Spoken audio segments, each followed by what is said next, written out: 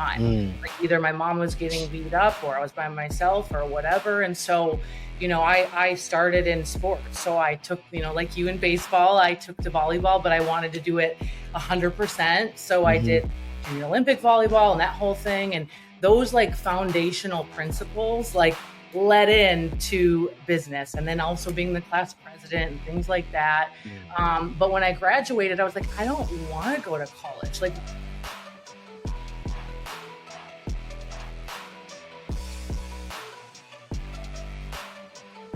what is up, guys? We're back with another episode of the podcast, The Determined Society. I have with me one hell of a guest. Yes, you guessed it. Once again, bringing you nothing but the best conversations, high-profile individuals, and this woman is no different. She's in a league of her own.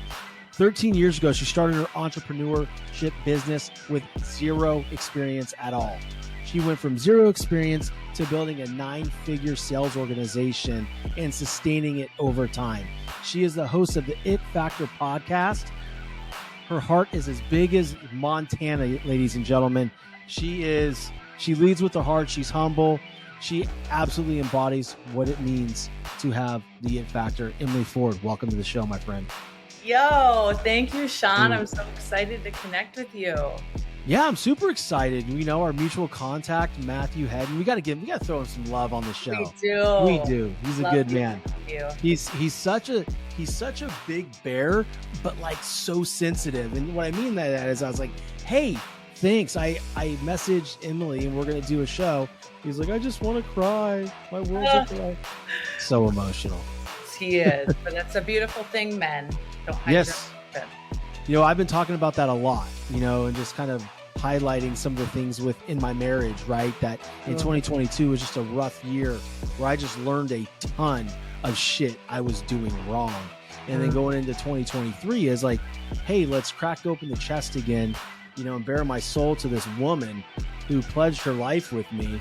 And, it's been an amazing thing. My emotions are open and days are easier. Yeah, when you're tapped in, totally tapped in. I've had to work on that, being a female businesswoman, not being too masculine. And, it took me a long time to find the right partner in life that just kind of makes, like, he's so strong that allows me to be a little just, more calm.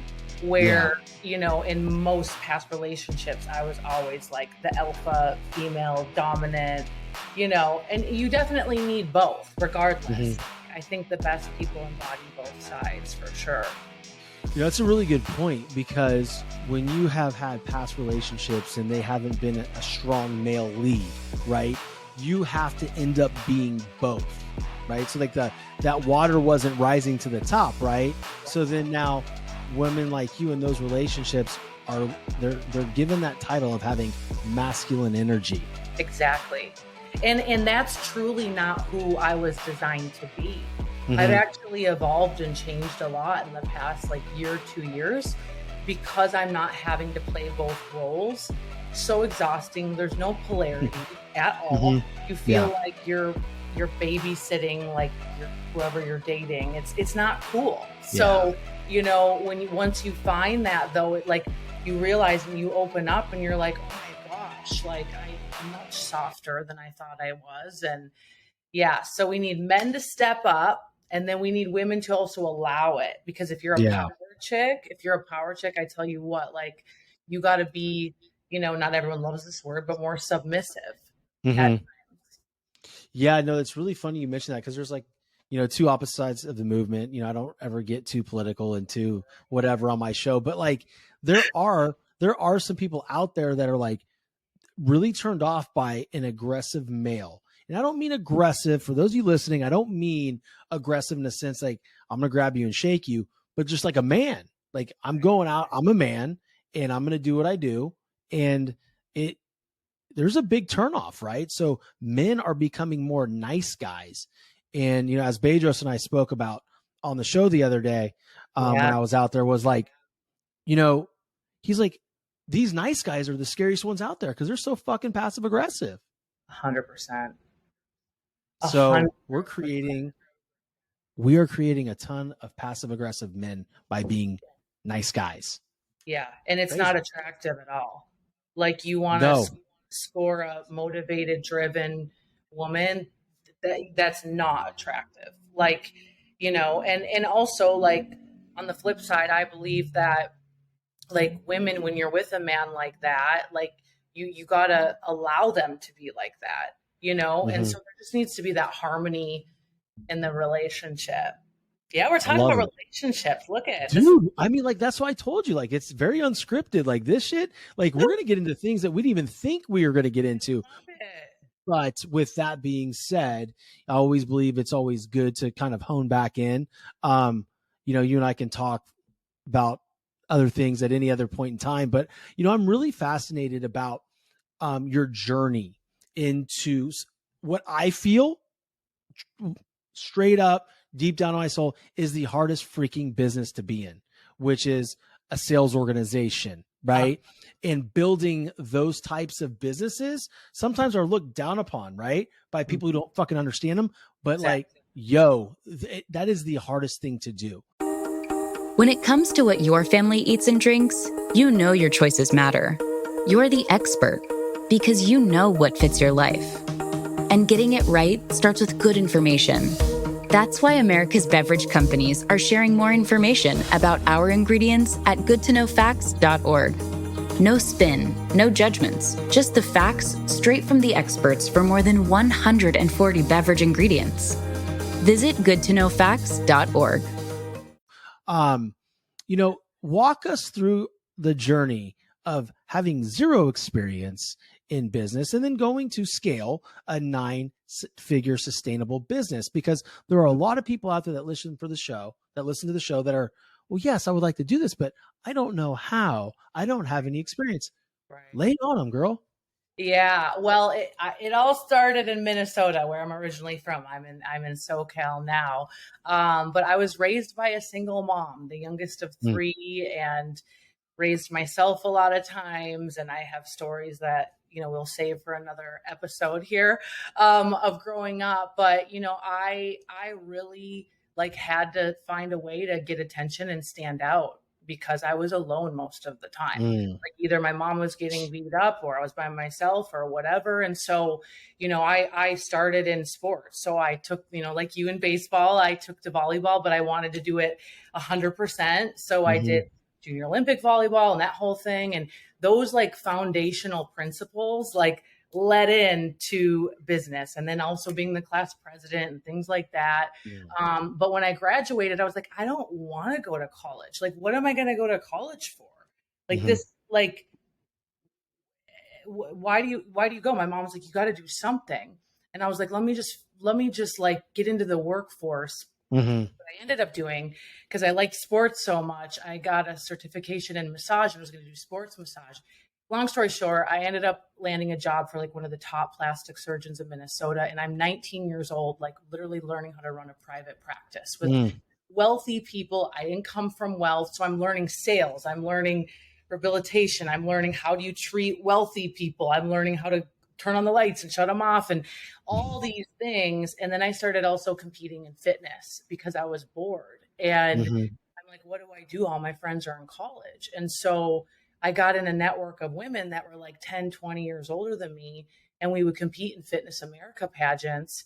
And that's where my love for health and wellness came.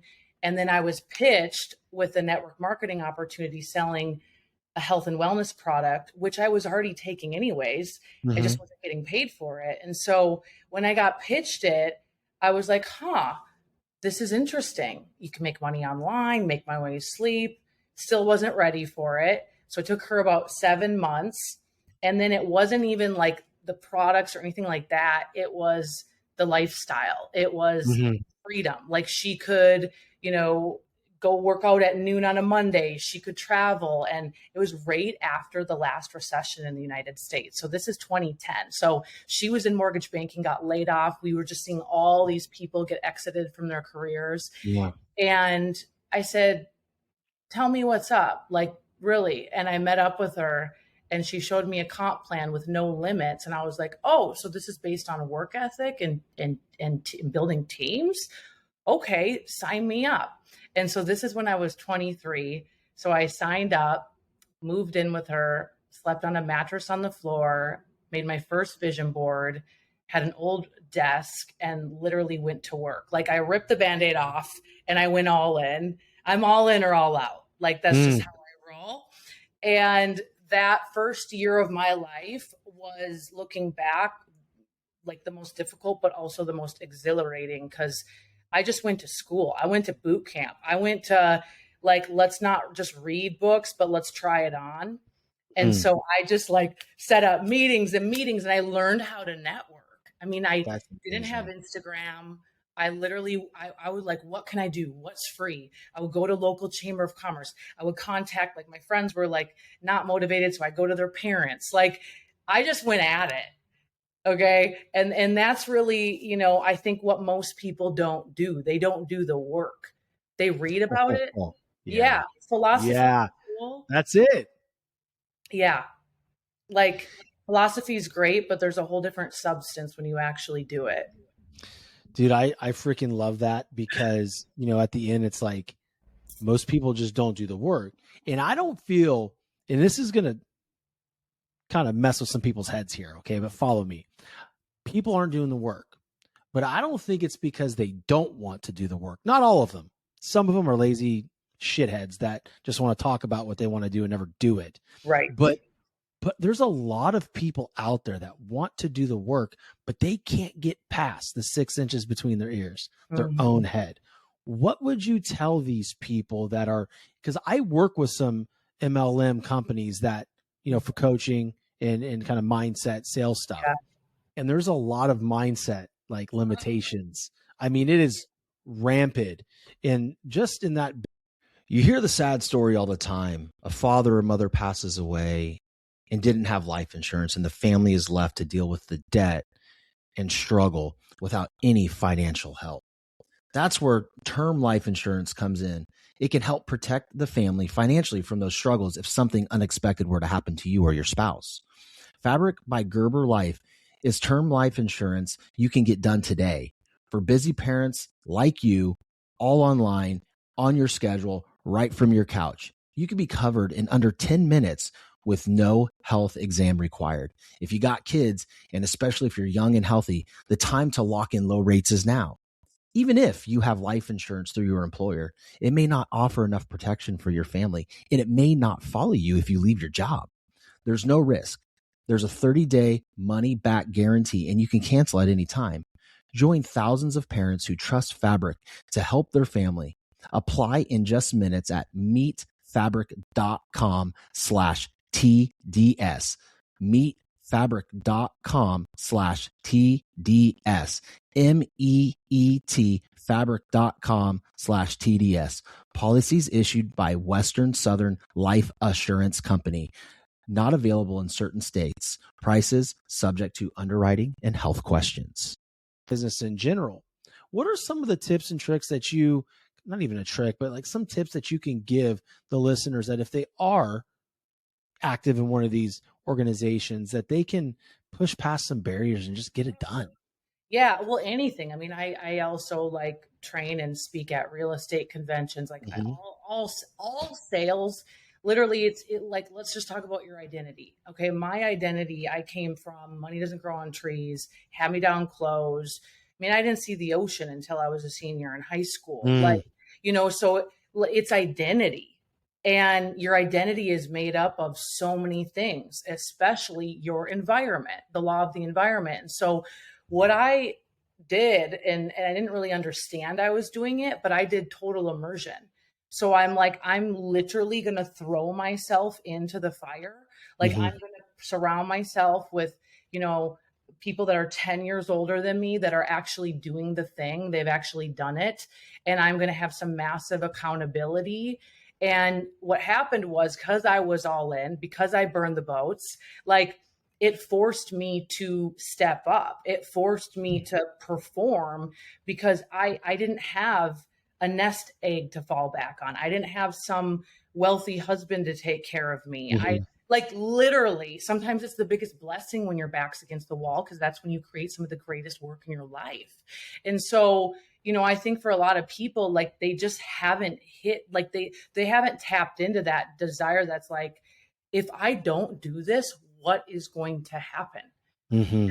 Like they just don't go there. And a lot of times because they're just not in tune with themselves. And so, so many things I could tell you, but first, number one is your environment and it's immersing yourself in it. And like, it's like, how bad do you want it? There's so many amateur baseball players, amateur realtors, amateur network marketers. This is why most people never make it, is they never go pro because they never match their work ethic with what it actually takes to go pro.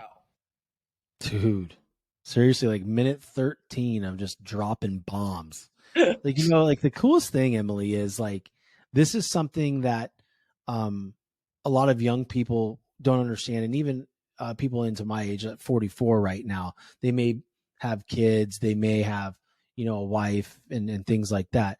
Like, you capitalize on an amazing opportunity when you're 23 years old. Yeah. And I want to highlight that and acknowledge you for that, because you literally moved in with somebody, slept on their couch or wherever it was, and literally put yourself in the environment where this person was at where you wanted to go. Right. And at a young age of 23, and you didn't realize this, but you were literally going on the biggest self-development journey without even knowing what the freak you signed up for. 100%. And so how has the deep work on you led you to be able to sustain a 9-figure sales organization? Because guess what, guys? They're listening. That's not all she does now. She's a speaker. She's a badass podcast host. She's a branding coach. She does so many different things out there for other people. Like, that other business is now sustaining. Yeah. Like, thank you for that. And when I got in, and at first I was like, okay, you figure out all the little things, right? You're like, okay, I can sell the vision, got that down.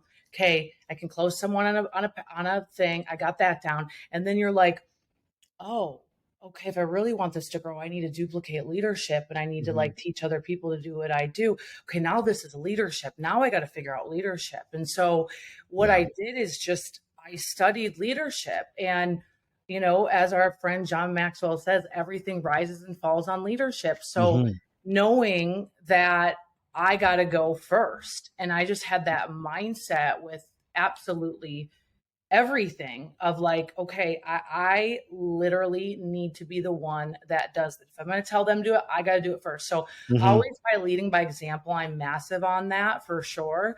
But for me, like, just knowing there's no limits to human potential and really taking massive responsibility for everything I do. I always say there's no justifying, complaining, or blaming in my world. Like, it's literally like, I got to take the responsibility. I have taken it so seriously with my own development. So that's the first thing I do every day, always, is I'm always like, what's the next thing? What's the next room I need to get in? What's the next book I need to read? What's the next spiritual breakthrough? So just being super in tune has allowed me to continue to grow and grow and grow and grow and grow, because it's literally so important to me. It's like oxygen, because I know that God put no limits on our human potential. So I'm like, who's going to cap that? I'm the one that's going to cap that. So I've just stayed super in tune with that. And I literally, kid you not, every quarter of my life, especially year, but even looking at the month, I'm like, what am I doing this month that is going to cause me to shake shit up a little bit? And I mean for myself, like a little, like you did a massive interview the other day, like that makes you grow 10 times. Not only your exposure and the experience, but just you having to step up to interview one of the world's best. Like, that's what I've tried to do as well. Yeah, I shook shit up and I killed that shit, right? Yeah. And it's funny because, like you're saying, and I'm just like looking at you just smiling, because there's a lot of people that will wake up just in general, whether it's sales or just being a mother, a father, or multi-level marketing, whatever you want to call it, entrepreneurship. They'll wake up in the morning and they'll start telling themselves a story, reasons why they can't do shit. right? Well, I can't, that's not going to work because of XYZ. So they get this very low vibrational state, right? Where they're just killing their energy the rest of the day. It doesn't matter how talented they are. Nothing is ever going to come their way of significance for them to reach the next level. But like, you're sitting there in the morning, the first thing that you do every single day is wake up and go, what's the next book I'm going to read? What's the next big room I need to be in? Yeah. Like, dude, these are questions that may seem very basic to Right. you or myself, but like I ask myself every single day, where's the next opportunity? Yeah. Who do I need to be in the room with? Who do I need to have the conversation with? And most importantly, okay, how do I make it happen? Mm. What relationships do I have that can lead? You know, like that's the things. I just love that because that is a different conversation, you know, and I feel that so many people now are having these negative conversations, these negative back and forth in their mind that they're not understanding the power of just taking massive amounts of accountability and saying, okay, it's not about this isn't going to work. It's like my attitude isn't working. So like I need to change this up so I can move forward. There's not enough of that going on. Right? No. So I always like, we could talk about every negative emotion, anxiety, blame, comparison, resentment, like you could write them all out. And on the other side of that, what's on the other side? Activity, action. So action neutralizes negative emotion. Every time, every freaking time. Every time. So even when I have a moment, a day, a setback, whatever, like I just go, what is the thing that I can do right now? We are back. We had some technical difficulties. That's the damn interwebs. So Emily was talking about all these negative emotions that we may have throughout the day that kind of impede us from moving forward in our life, in our business, our fitness, our relationships, whatever. Now, and on the other side of it is action. And so let's allow you to, go after this now when we talk about action. Yeah, absolutely. Well, what I was sharing is it's normal. Everyone has negative emotions. No matter what level you get to, so you're going to get a call that pisses you off. You're going to get a post that pisses you off. You're going to have a business partner do something weird. Like it's this thing called life. Get used to it. Right. So what I always do though, is make sure that I'm taking action to the thing that's actually going to grow the thing. And on the other side of that is a tremendous amount of dopamine that literally feels amazing. And then now you're on an upward spiral versus a downward spiral. The downward spiral is all the negative emotions, which also is a low frequency. And so I believe like my mission in life is to literally keep raising my frequency and to keep it up as much as I possibly can. And so if you're aware and the things that cause anxiety, the things that cause doubt, the things that it's like, cool, be aware of it, but then address it much faster so you don't have to camp out there all day, all week, all month.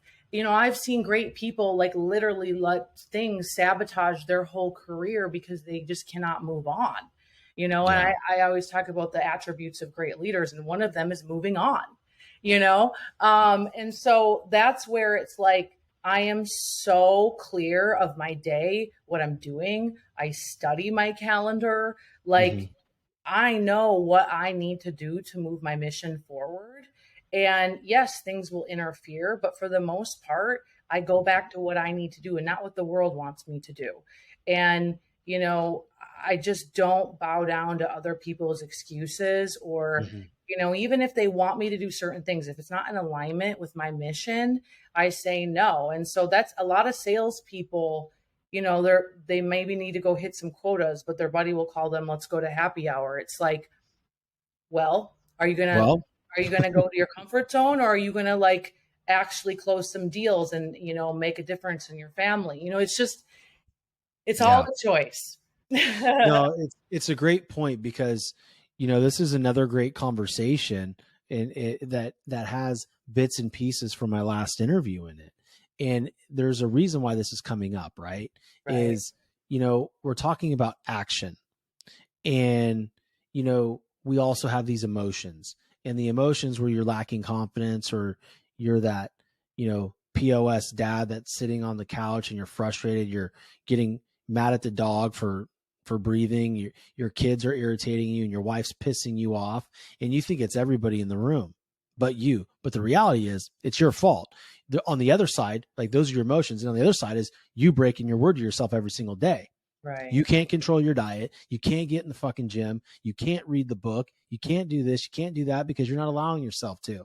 Right. So it's so funny that these emotions that we have on a day-to-day basis are easier to fix than we actually realize as a human being. And so, and some of them are tough, right? Like, some of them are really tough to fix. And I love how we're going down the rabbit hole of, personal development here. There's a reason we're doing, and I think it's what the world needs, because there's a lot of people out there using excuses instead of performing action. Right. Yeah. And so the biggest one I hear, all right, is I just don't know how to do it. I don't understand the how. What would you tell somebody that says that to you?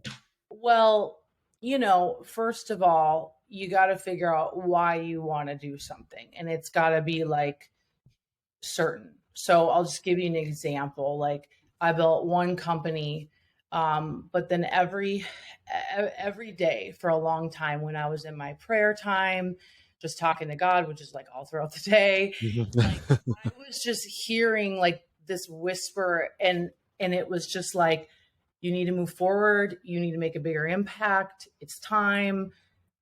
So many things. And I'm like, what does that mean? What does that mean? And it's like, and then people are portals, and God sends messages through people. And there would just be so many random things like, hey, I know you do network marketing, but like, I have this huge team. Can you come train them on this or that or whatever? There were just so many things. And finally, I'm like, I'm going to really look at this and where I'm at in my life. And I'm like, yes, I must move forward. I must build this new brand. I must do this show. I must. And so I didn't know how. Like, I've built sales teams. But when the why is big enough, the why, because it's about being obedient. So for me, I'm talking more about my calling in life. And it's not even that I necessarily wanted to do all these things. It's that I'm called to do all these other things. Yeah. And so I'm being obedient to that call. And so I'm like, okay, everything is figure outable. Like, let's find a way. And so it's amazing how the universe conspires in your favor when you're like, I am going to figure this out. Suddenly people will pop in front of you. Suddenly, but you have to have the frequency of, I'm going to figure this out. Like, I'm going to do this. And half the time, I think it's the front end. People don't profess, I'm going to do this. It's, I kind of want to do that. I thought about it. Nobody wants to do anything with anybody that thinks about it. I'm sorry, they don't. Like, I want to join somebody in business who's certain. I want to buy from someone who's certain. I don't want to try anything on with somebody who's half-assed. And so that's half of it, is your posture. And then it's being resourceful and asking people. Like, I got really good in my first business. If someone wasn't into it, I'm like, great, who do you know who is? And I would ask for referrals, like literally asking. And you would be so shocked at how many people want to help. It's like, oh, I want to be a speaker. Who's a great speaking coach? Oh, I want to, get on more stages. How do I do that? How does anyone, and do you just start asking, being resourceful, ask in quiet, ask in public, whatever. And I feel like you can take that next step, the how, if you will. And then, I am very deeply passionate about learning skills. Yes, I'm quote unquote a motivational speaker, but I'm also a skill trainer. Like, I will teach you how to do the dang thing. And, I think way too many people are just like reading or watching inspirational stuff, but they're not actually learning like psychology of sales or psychology of business and branding. And, like, I pay attention, like I post on Instagram, what goes off, what doesn't, what resonates, what doesn't, in my sales process, I would pay attention, like this person's totally tuning me out. Okay, I'm not speaking to their love language right now, Mm-hmm. And it's like, you got to learn the skills, and skills take time. Like, Yeah. they take time. Those reps, like, this, being a former baseball player, Yeah. I mean, you got to get them in, and you have to focus on the next rep. You can't go backwards. You have to focus on executing that next rep as best as you possibly can. Eventually it turns into muscle memory, and now you're off to the races and you're executing it on stage or wherever, at the closing table. It's really great that you're talking about the calling and, learning the skills, because, I truly feel as well that I am following a purpose. Like, I did not in a million years think that, 3 years ago, let's just be honest, 3 years ago, I didn't think that I'd be sitting on recordings until 9 p.m. tonight and not hanging out with my kids. Right. And there's been times where I'm like, this is a lot, this is a ton. And, but then I remember, like, the next day I wake up, I'm like, no, this is my purpose. This is the higher power telling me, like, this is what you're meant to do, Shawn. You've always wanted to do this stuff. You're able to make an impact. You're doing it. And I have to be obedient to that, right? Because that's what I was called to do. Yeah. The other part of it is learning skills, and I really want to nail down on the learning the skills, because there's a lot of coaching programs out there. There's a lot of gurus, and there's a lot of people that are just sitting there on a call, and they're just, feeding you, like cool saying after cool saying, motivation, but people aren't benefiting because they're not actually learning any skills. Right. There's a difference, right? I can tell somebody, you need to go, here's how to build your podcast. Go get Emily Ford on your show. Just go. Like, you could do it. You're awesome. You're the next big thing. That is not coaching. Right. That is not coaching, right? Like, there's skills involved. Like, you did not know me. Right. Hey, we have a mutual friend, Matthew Hedden. It's my boy. He says you're amazing, speaks highly of you, would love to have you on my show. And now we have this connection through someone we both care about, right? That's a skill. That's a skill. But people, so I don't feel enough coaches are teaching the skill. No. And there's not enough people. Hell no. Right. No. There's and there's so many people teaching things that they have never actually done. And like, that's the part where I think it's the difference between philosophy versus substance. Mm-hmm. And like, when you've done it, there's a different knowing, KNOW. Mm-hmm. So, with coaches, and, if people are listening to this, like, you need to, like, really understand what you're paying for, who you're paying for, what you're paying for, and what's the method behind the madness. Because there may be 1% of people that'll get on a program and they hear things and then they go activate because there's somebody that is insanely driven, and that's just how they are. But most people, they need to know the how. Like, walk me through, and then match, marry the skills with accountability, and now you've got a winning recipe, so. Yeah. And make sure it's something you actually want to build. This is the other thing. I just feel like people are doing a million things, getting nowhere fast.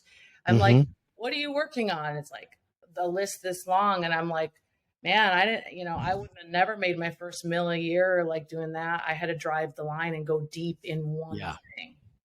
It's funny because I was talking to multiple people last week. It's not any one person. So if you're listening to my show, I'm not talking about you. I'm talking about like 5 of you. Fuckers. They said, I said, I think I'm going to pivot. I think I'm going to pivot, and I'm going to build a podcast coaching business, because I built this podcast from the ground up with my own 2 hands. I'm a one-man show, quite literally one-man show. Recently have a good buddy coming on, Brad, and is helping me out, reach out to people, and, for sponsorships, etc. But, for the most part, it's just been me. And so I say to these people, I'm going to teach others how to do it. They're like, it's funny. I look at your page. I don't see that from you. I see you as the motivation and determination guy. I go, what fucking page you watching? Have you seen the guests on my show? Right. I'm not paying backdoor money for people to be on my show. Like, I was just out in California with someone big. Like, I can teach people how to get and do these things. Right. But the bottom line is they have to be willing to do the work. right? Right. And then there's actual skill involved. There's psychology involved of getting, people on your show and then, building something. But you should never listen to somebody else telling you what you should do. Like you should listen to yourself. You've got a relationship with the higher power. Like, what do you feel you need to be doing? And so for me, it was apparent. And especially when that interview was done, it was like, okay, yeah, this is the direction. Yeah. Burn the boats. Hernan Cortez, that motherfucker. Confirmation. That's so good. Yeah. Like you're trying it on, you're in tune. And that's the thing. Like you do need to try some things on, if you're in the discovery phase, I always tell people like, let's explore. Okay. And like, and then try it on, like I tried on like, one-on-one coaching. I'm like, no, that's not for me. Like I need to do, I'm more of a group person, know? And so again, though, the only way you ever know that kind of thing is by trying it on, and going through that and seeing like what lights your soul on fire and what are you going to want to do at least 5 years, 10 years. Like, yeah, I feel that. It's funny because like we've gone through that same journey. I've tried on the one-on-ones. I still have some left and I love them. Right. I love my people, but groups also are more, you can impact more people at one time. Right. But the biggest one for me is what do I want to be doing 5-10 years from now? Talking to people about podcasts. Cause this is my baby. I love this. I'm passionate about, I'm in the zone with this. It's like, there's nothing like it to me. Where else on the world can you have a great conversation with badass people that you've never met before, uninterrupted? I mean, it's the best. I always tell people that. I was talking to a friend and he was like, so how's like your show going? He's like, isn't that a lot of responsibility? Like, I started laughing. I'm like, yeah, but it's like the best kind of responsibility. First of all, I look at this from many facets. It's a business, but it's a way to add value to people's lives for free, where they can like listen for free. So simultaneously you grow the pod, you grow your social media. But then to your point, I'm like, where else would I sit on the couch with Ed Mylett for an hour, like literally getting a coaching session for myself, or extracting greatness out of some of the best people in the world in different arenas. I'm the founder of Dry Bar, Allie Webb, like how she built that whole company and then sold it. Like, where else would I really do that?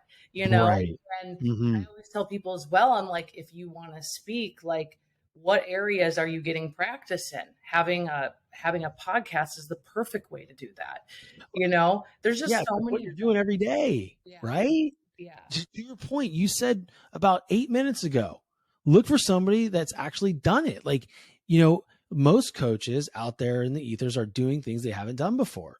Like, guys, you're out there, work with somebody in the trenches that you see doing the work every single day, and make no mistake, there is a lot of work involved. I had someone recently come up and tell me like, hey man, who you paying? Like, who's connecting with all these people? I said like, dude, what? Like, I wish it were that freaking easy. Yeah. It's not. Like, Yep. It takes a skill, and the highest like net worth people are the most skilled in people.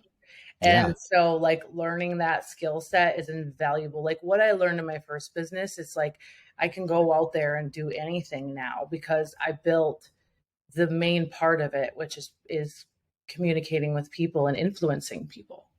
Yeah. And then the brand, right? Like the brand. Yeah. It's Emily. That's like, dude, that should be trademarked. It's Emily. That's like, come on. That's a cool brand, right?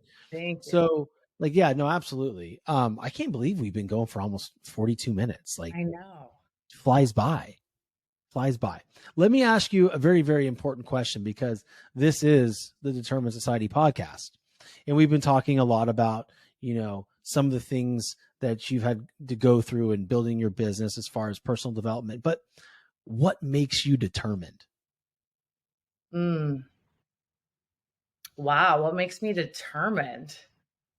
I go deep on it. I'm like, what some adversity, like that one moment, that inflection point in your life, you're like, you had to dig your heels in, and like, that's why you're at where you're at right now. Well, I think it's a combination of so many different things. I mean, I do have like moments that, I remember early in my career, someone saw my vision board and I wrote myself out a check for $1 million. Like, and the girl was like, well, there was two girls at the apartment and they were like giggling and they're like, do you think you can like actually do that, not going to college?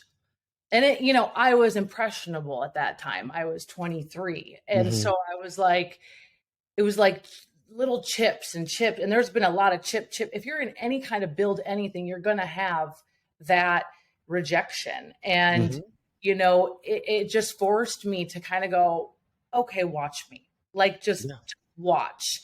And, even with family, like my, God bless them, my other siblings, like they went to college and did the other thing. And like, I'm always the unicorn child that is creating stuff and doing other things and just having, having dinners, family dinners where like, we'll talk about, my sister's kids in her classroom because she's a teacher, or my brother's plane that he's flying because he's a pilot.